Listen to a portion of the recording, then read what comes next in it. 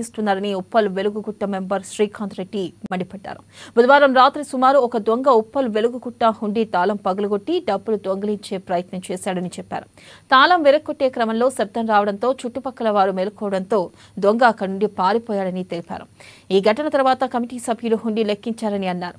దేవాలయాలకు సీసీ కెమెరాలతో పటిష్ట భద్రత కల్పించి కాపాడాలని ప్రభుత్వాన్ని ఆయన కోరారు. రాత్రి సుమారు 9:50 ఇక్కడ ఉండి ఒక వ్యక్తి వచ్చేసి తాళం మీద కొట్టాడు. మన వాచ్మెన్ అనే వ్యక్తి, మన పరిశ్రమ అనే వ్యక్తి సౌండ్ వినేసి తను పట్టుకోడిగా పరిగెత్తాయని తను కూడా పరిగెత్తాడు. డబ్బులైతే ఉండికి వెళ్తే తాళం అయితే ఇవ్వడం జరిగింది.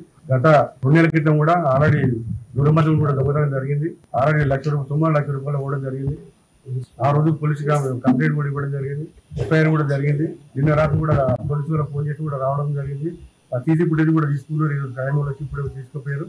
తప్పకుండా దొంగలు మేము పట్టుకుంటాము, చేస్తామని చెప్పేసి కూడా మన కాల్ ఇవ్వడం జరిగింది. దీనికి ఎక్కడ కూడా కాంపౌండ్ వాల్ అనేది లేదు, ఇక్కడ ఫెన్సింగ్ కూడా లేదు. సో ఇలాంటివి జరగకుండా ఉండాలంటే కంపల్సరీగా మనకు compound walls, security or private security కానీ గవర్నమెంట్ సెక్యూరిటీ కానీ పోలీస్ వ్యవస్థ టైటన్ చేయాలని మేము మా టెంపుల్ ద్వారా కమిటీ ద్వారా కోరుకుంటున్నాం. తాళం తీసిండు, తాళం పలగొట్టిండు, కానీ ఇలాంటి డబ్బు కూడా తీసే లోపట్టే మేము అలర్ట్, మా వాచ్మెన్ అలర్ట్ అయింది కాబట్టి పారిపోయిండు.